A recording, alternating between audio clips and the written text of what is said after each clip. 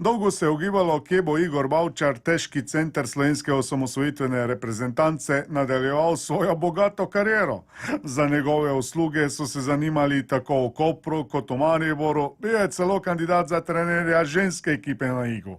A na koncu se je vendarle odločil za naš najbolj zvezdniški košarkarski klub. Na Dobu bo preživel naslednjih 5 let.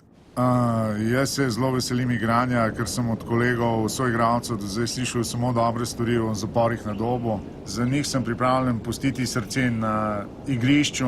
Dejstvo je, da prihajam v vrhunsko ekipo, tu igrajo vrhunski igralci, kot so Kordež, Šrot in ostali. Pripričan sem, da s tako ekipo lahko posežemo na vrh. Iz preprostega razloga imamo dober sistem in najkvalitetnejše moštvo in naši igralci so stalno pod vrhunskim nadzorom in do zdaj smo imeli z Zoranom Talerjem visokega centra, sam čez vikend je bil, zdaj ga bomo imeli pa čez cel teden, kar je super.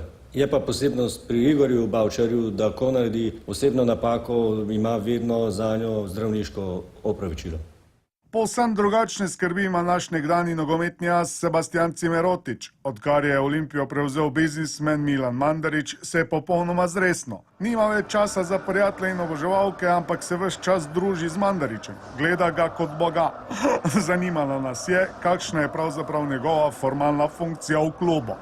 Če si kot igralec kaj želiš, si pa želiš imeti tazga idola, kon, ki je res fulcar, to je toliko ogromno emocij, da vidiš človeka, ki res toliko vlada fuzbal, ima velik karakter, da vlada fuzbal, toliko vlada fuzbal on. Od prvega kroga sem njegov asistent, čist imam finance, pogodbe, pa take ogromne malenkosti.